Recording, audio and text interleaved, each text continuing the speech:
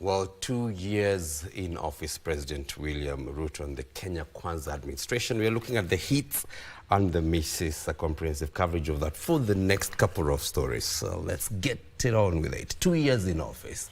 President William Ruto's Kenya Kwanza administration boasts of reduced food prices, including prices of maize flour, occasioned by subsidized fertilizer, about 200,000 job opportunities created in the affordable housing program, and a strengthened shilling against the dollar.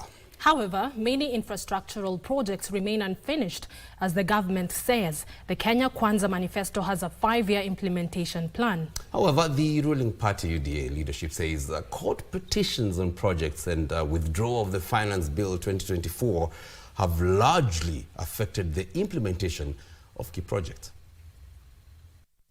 With due honesty,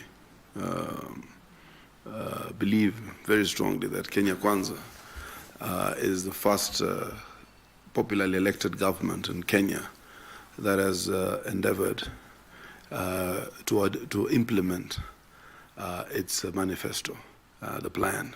Tumshangilie Mheshimiwa Rais kwa makofi anapopokea kitara hichi. Exactly 2 years in office, the affordable housing project under the bottom-up economic agenda remains at the core of President William Ruto's Kenya Kwanza administration, although thousands of launch housing units are still under construction. Within the cumulative period of the Kenya Kwanza government intends to deliver about 2 million units. I think we are steadily on course. The Uhuru government, in talking of its big four, I don't think delivered even 4,000 to 5,000 houses over the 5-year period. Just remember that this project has actually faced a lot of challenges. Number one, people have gone to court, stalled until we had to redo the law so that we created a fund where the money will actually go. It has actually been stopped severally. We've had problems. It actually has faced a lot of litigation. The project has so far employed about 160,000 Kenyans. The ruling party UDA leadership says court petitions challenging various government projects and withdrawal of Finance Bill 2024 has largely affected the implementation of the key projects. It's one of the biggest decisions this government has ever made, and William Ruto, to show that he's a man who's responsive, who is willing to listen, who has now come back to the public and said, okay, minus the finance bill, how else can we creatively fund our economy?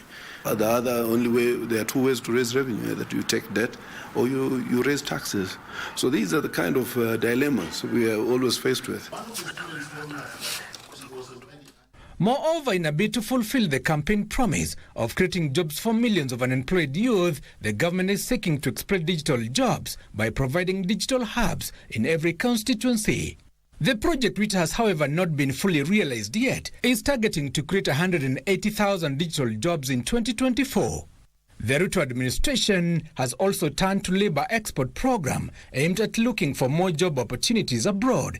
Further, in a bid targeting to provide small-scale traders with cheaper loans of low interest rates of 8%, President Ruto launched the popular Hustler Fund in November 2022. According to the State Department for Micro, Small and Medium Enterprises, the Hustler Fund had lent 57 billion Kenyan shillings to 24 million borrowers. As of September 2024, however, only 46 billion Kenyan shillings has been repaid, with 14 million borrowers classified as defaulters, failing to repay 11 billion shillings. A lot of people will tell you the Hustler Fund hiyo pesa ni kidogo. That means you have got better places to borrow. We are not targeting you. It's targeting the people at the best. I'm talking about the people who wake up in the morning and wanaenda kuzunguka town kutafuta kitu yoyote ya kufanya. We are trying to give them a little bit of mobility, a little bit of traction, a little bit of wings to fly to ensure that they can also grow. In line with access to service online, the Kenya Kwanza administration has onboarded about 17,000 government services to the e-Citizen platform. The government is also boasting of a stable and stronger shilling, currently standing at 129 shillings against the dollar, compared to 160 shillings per dollar in January 2024, hence lowering the cost of imports, including food commodities.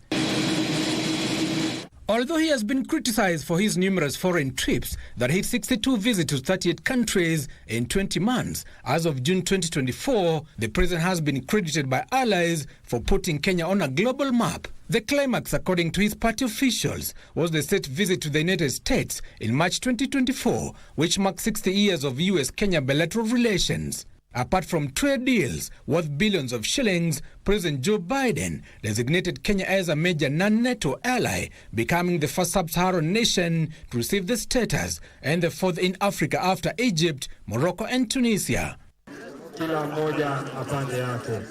The Kenya Kwanza administration is also keen to plant 15 billion trees by 2032, a move targeting to tackle climate change. We are working so hard to move the tree cover from 12.8% to 30% by 2032.